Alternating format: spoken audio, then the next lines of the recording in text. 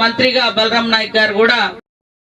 సంగారెడ్డి జిల్లా పటాన్చెరు పట్టణంలో సద్దుల బతుకమ్మ సంబరాలు ఈ నెల 29వ తేదీ సోమవారం సాయంత్రం 5 గంటలకు సాకి చెరువు కట్టపై ఏర్పాట్లు చేయబడ్డాయి.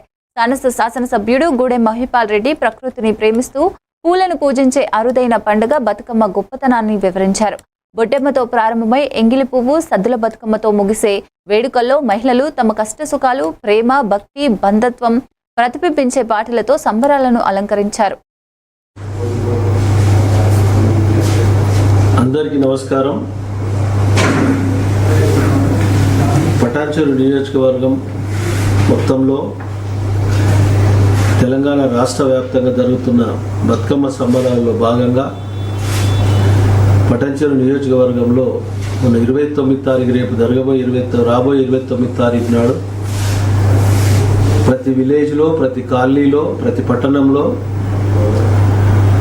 బతుకమ్మ సంబరాలు జరుగుతూ ఉన్నాయి. మొట్టమొదలు దసరా బతుకమ్మ శుభాకాంక్షలు తెలియజేస్తూ ఉన్న మహిళా సోదరులకు, సోదరులకు.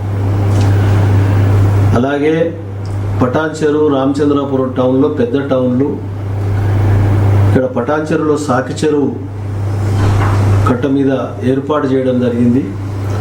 అలాగే రామచంద్రాపూర్లో సండే మార్కెట్లో ఏర్పాటు చేయడం జరిగింది. ఈ బతుకమ్మ సంబరాల్లో ప్రతి మహిళ, పిల్లలు, మహిళలు, వృద్ధులు అందరూ పాల్గొని బతుకమ్మ సంబరాలను విజయవంతం చేయవలసిందిగా మనవి చేస్తా ఉన్నా. ముఖ్యంగా వాళ్ళని ఎంకరేజ్ చేయడానికి ఉడతా భక్తి ప్రైజెస్ గిట్ట పెట్టడం జరిగింది.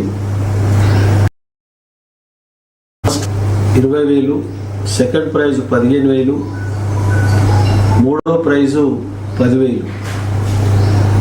కన్సలేషన్ ప్రైజెస్ 10 మందికి మహిళలకు సాంప్రదాయబద్ధంగా చేసినటువంటి బతుకమ్మలను న్యాయ నిర్ణేతలుగా ఉంటారు, వారు సెలెక్షన్ చేసి ఈ ప్రైజెస్ ఇచ్చుకుంటూ కన్సలేషన్ ప్రైజెస్ గిట 10 పట్టు చీరలు వారికి ఇవ్వడం జరుగుతూ ఉంది.